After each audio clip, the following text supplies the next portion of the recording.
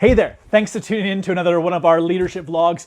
I am Pip, the director and founder of Premier Team Building, and here with me I have two of my important team members, Harley Quinn and Odin. Hopefully they won't be too much of a pest today, but today we're talking to you about culture. We're talking about keeping our spirits up and making sure that we're all happy and being motivated. Hey, come on, Mr. Bear, join in on the video. There we go, fantastic, bum down. Good, Harley, can you sit? Thank you as well. So, as you may have noticed, if you've watched some of our videos, typically I do this all in one take, and I'm going to do my very best to maintain that, quality of keeping my videos all in one take today as I incorporate these pooches.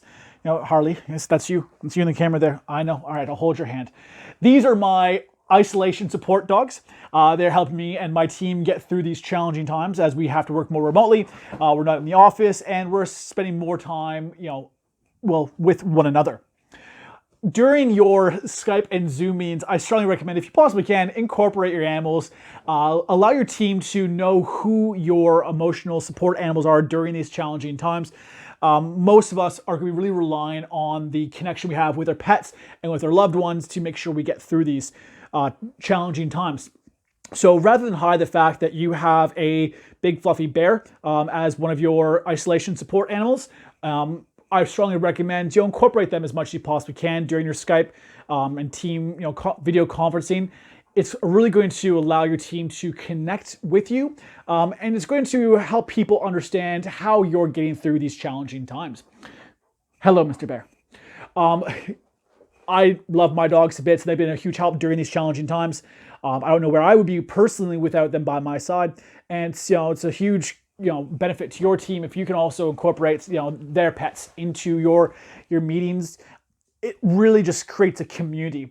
When people understand where the others are coming from, how they're getting through these challenging times, it really creates a new level of connection. As a leader itself, when I know that my team has their little dog hanging out with them, or their cat, or their echidna, or their chinchilla, whatever they have, I can ask questions about their pets to make sure that their pet is also getting the attention they need themselves.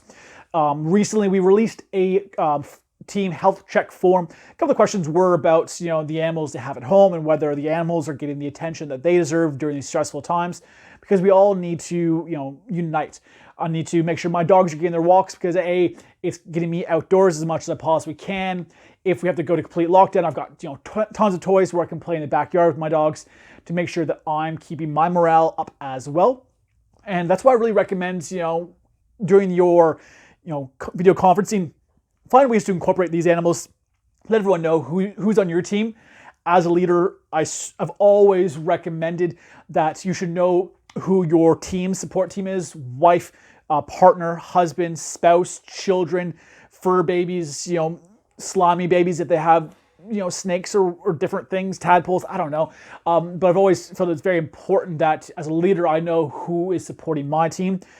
I always want to make sure that they're being looked after as well. If my support team's having their needs met, that means my employees are probably feeling much happier as well. So as we proceed into some challenging times, please, let's make sure we look after everyone on a whole. And if you ever have any questions, we are always here to help. And please stay safe, keep washing your hands, and we will get through this. Cheers.